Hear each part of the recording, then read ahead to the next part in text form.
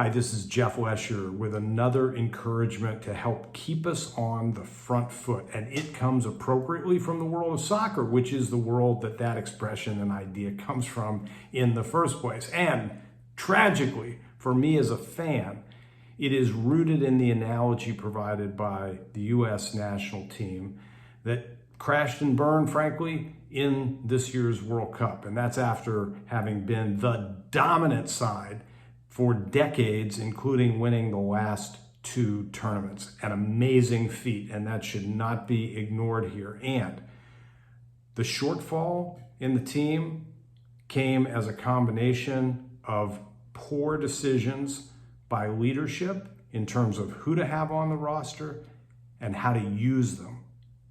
And I'll use two examples, not to cast aspersions on people, as I am, again, a rooter for the side, and I am negatively affected by their exit, and I'm a realist as a fan. And I had a lot of grave concerns coming into the tournament. Once they started playing, those concerns were exacerbated, to say the least. And the final match they played against Sweden really brought all that home to roost, which is that you can't manage in the past. You have to manage in the present with an eye towards the future. And as a leader of an organization, that advice should be significant, if not paramount. Alex Morgan was designated as the U.S. goal scorer. If you believe in data, I would point you to the fact that other than an anomalous single match in the last World Cup against Thailand, during which she scored 5 of the 13 goals the U.S. scored against that other team, her production in the World Cup especially has been anemic. I think that's a fair assessment. We're talking about single goals in entire tournaments from the person designated to be the, or at least a, primary goal scorer. She's not that. She hasn't been that. And so putting her in that position was hopeful at best and incompetent at worst on the part of the coach and his staff.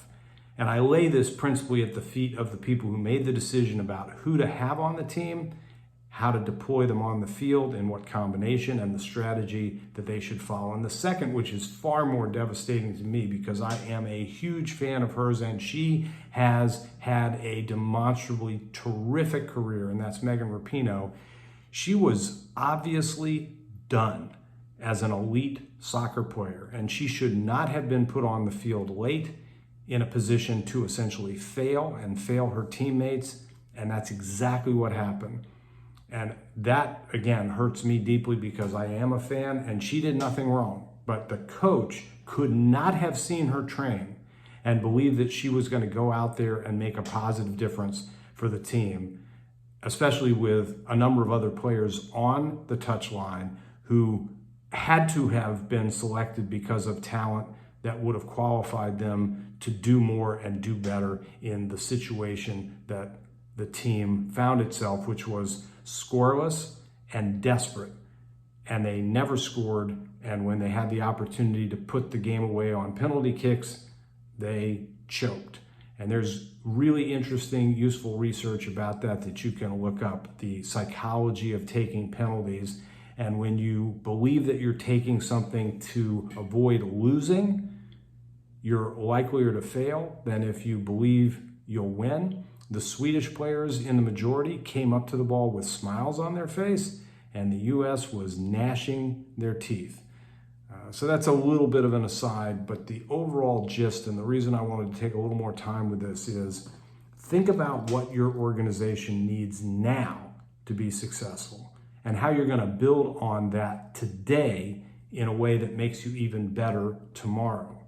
If you look to the past for your information and limit yourself to that and believe that it would carry forward significantly later, 4 years, for example, and or maybe your impressions are not validated by the data available to you, then you should consider making other decisions.